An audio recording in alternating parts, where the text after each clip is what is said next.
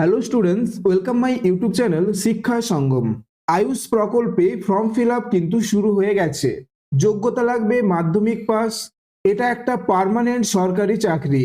তোমাদের বেতন হচ্ছে 19,900 থেকে 63,200 টাকা পর্যন্ত। ছেলে মেয়ে উভয়ই কিন্তু এই পদটির জন্য যোগ্য। তো কিভাবে ফর্ম ফিল আপ করবে সম্পূর্ণ এই ভিডিওর মাধ্যমে আমি তোমাদের জানিয়ে দেব। ফর্ম ফিল আপের শেষ তারিখ কিন্তু 31শে জুলাই। তো তোমরা নিয়োগটি সম্পর্কে বিস্তারিতভাবে জেনে নাও এই ভিডিওর মাধ্যমে। এবং যারা নতুন রয়েছে তারা অবশ্যই চ্যানেলটিকে সাবস্ক্রাইব করে রাখো এরকম জব আপডেটগুলো পাওয়ার জন্য।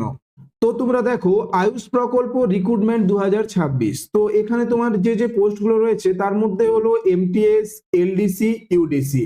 তো তোমাদের এমটিএস এর জন্য লাগবে 10 পাস, এলডিসির জন্য লাগবে 12 পাস এবং ইউডিসির জন্য তোমাদের যোগ্যতা লাগবে গ্রাজুয়েশন। তোমাদের সিলেকশন প্রসেস হচ্ছে রিটেন এক্সামিনেশন, অর্থাৎ শুধুমাত্র রিটেন এক্সামিনেশনের মাধ্যমেই কিন্তু তোমাদের এই পোস্টগুলোর সিলেকশন হবে। এই পোস্টগুলোর জন্য তোমাদের কোনোরূপ ইন্টারভিউ লাগবে না। তোমাদের ইম্পর্টেন্ট ডেটস গুলো দেখে নাও। দেখো তোমাদের অনলাইন অ্যাপ্লিকেশন স্টার্ট হয়েছে 1 জুলাই। তো 1 জুলাই কিন্তু তোমাদের ফর্ম ফিল আপ শুরু হয়ে গেছে। তোমাদের অনলাইন ফর্ম ফিল আপের ক্লোজিং ডেট দেখো 31শে জুলাই, অর্থাৎ তোমাদের ফর্ম ফিল আপের শেষ তারিখ হচ্ছে 31শে জুলাই 2026। তোমাদের opening date of modification window, তাহলে তোমাদের যে এডিট উইন্ডো সেটা কিন্তু তোমাদের খুলে যাবে 3 আগস্ট এবং সেটা 5 আগস্ট পর্যন্ত চলবে। অর্থাৎ তোমরা যদি ফর্ম ফিল আপে কোনো ভুল করে থাকো সেটা কিন্তু তোমরা 3 আগস্ট থেকে 5 আগস্টের মধ্যে সংশোধন করতে পারবে। এরপরে এই পোস্ট তিনটি সম্পর্কে একটু তোমরা জেনে নাও। দেখো আপার ডিভিশন ক্লার্ক। তো আপার ডিভিশন ক্লার্কে তোমাদের কিন্তু সিট রয়েছে 31টি এবং তোমাদের এজ লিমিট দেখো 18 থেকে 27। ঠিক আছে, 18 থেকে 27 বছর যদি তোমার বয়স হয়ে থাকে তাহলে কিন্তু তুমি এই ফর্মটা ফিল আপ করতে পারবে। এবং এখানে তোমার অবশ্যই গ্রাজুয়েশন লাগবে। ঠিক আছে, এখানে তোমাদের গ্রাজুয়েশন পাস লাগবে। এরপরে দেখো লোয়ার ডিভিশন ক্লার্ক। তো এখানে তোমাদের সিট সংখ্যা রয়েছে 26টি এবং এখানে তোমাদের এজ লিমিট হচ্ছে 18 থেকে 27। তো 18 থেকে 27 বছরের মধ্যে তোমার যদি এজ হয় তাহলে কিন্তু তুমি লোয়ার ডিভিশন ক্লার্কের ফর্মটা ফিল আপ করতে পারবে। তো এখানে তোমার যোগ্যতা লাগবে 12 পাস। ঠিক আছে, উচ্চ মাধ্যমিক পাস থাকলেই কিন্তু তুমি লোয়ার ডিভিশন ক্লার্ক পোস্টের জন্য অ্যাপ্লাই করতে পারবে। এরপরে দেখো এমটিএস অর্থাৎ মাল্টি টাস্কিং স্টাফ। তো এখানে তোমাদের 43টি পোস্ট রয়েছে। তোমাদের এজ কিন্তু এখানে রয়েছে 18 থেকে 25। তো 18 থেকে 25 বছরের মধ্যে যদি তোমার এজ থাকে তাহলে কিন্তু তুমি এমটিএস এর জন্য ফর্ম ফিল আপ করতে পারবে। এখানে দেখো তোমাদের যোগ্যতা লাগবে ম্যাট্রিকুলেশন অর্থাৎ 10 পাস। ঠিক আছে, 10 পাস থাকলেই কিন্তু তোমরা এই ফর্মটা ফিল আপ করতে পারবে। তো তোমরা দেখো এমটিএস এর ক্ষেত্রে তোমাদের স্যালারি থাকছে পে লেভেল 1 অনুযায়ী 18,000 থেকে 56,900 টাকা। লোয়ার ডিভিশন ক্লার্কে দেখো পে লেভেল 2 থাকছে, অর্থাৎ 19,900 টাকা থেকে 63,200 টাকা তোমাদের স্যালারি রয়েছে। এবং তোমাদের আপার ডিভিশন ক্লার্কে দেখো তোমাদের 25,500 থেকে 81,100 টাকা কিন্তু স্যালারি রয়েছে। এখানে তোমাদের পে লেভেল কিন্তু 4 থাকছে। তো এই তিনটা পোস্ট কিন্তু তোমাদের গ্রুপ সির পোস্ট। তোমাদের এখানে কিন্তু গ্রুপ এ, গ্রুপ বি এরও পোস্ট রয়েছে। দেখো তোমাদের গ্রুপ এ এরও পোস্ট রয়েছে এবং গ্রুপ বি এরও কিন্তু পোস্ট রয়েছে।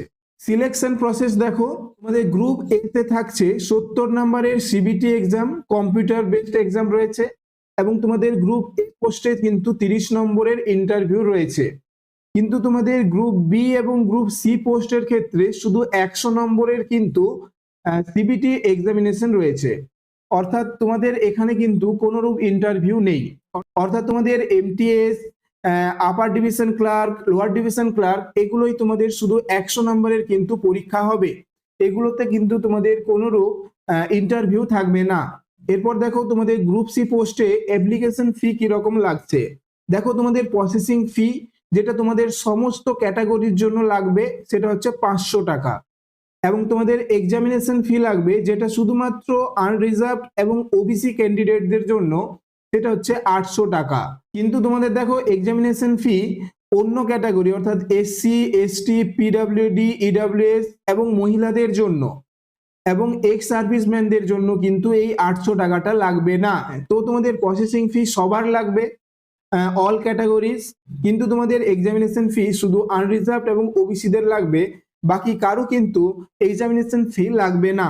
এরপর দেখো হাউ টু অ্যাপ্লাই, কিভাবে তোমরা ফর্মটা ফিল আপ করবে।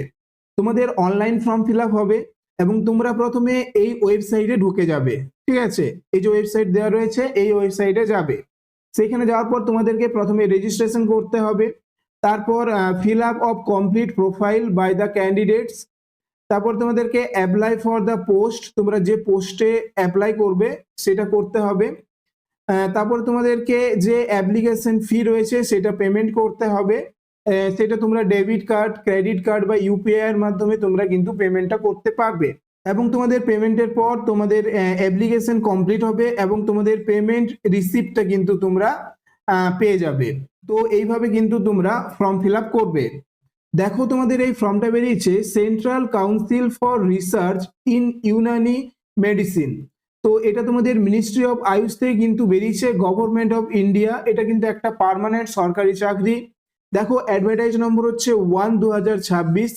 তো তোমাদেরকে এই ভ্যাকেন্সিটা সম্পর্কে সম্পূর্ণ জানিয়ে দিলাম। তো তোমরা এরকম কারেন্ট জব আপডেটগুলো পাওয়ার জন্য অবশ্যই চ্যানেলটিকে সাবস্ক্রাইব করে রাখো এবং ভিডিওটা যদি ভালো লেগে থাকে একটা লাইক করে দিও। তো দেখা হচ্ছে পরের ভিডিওতে।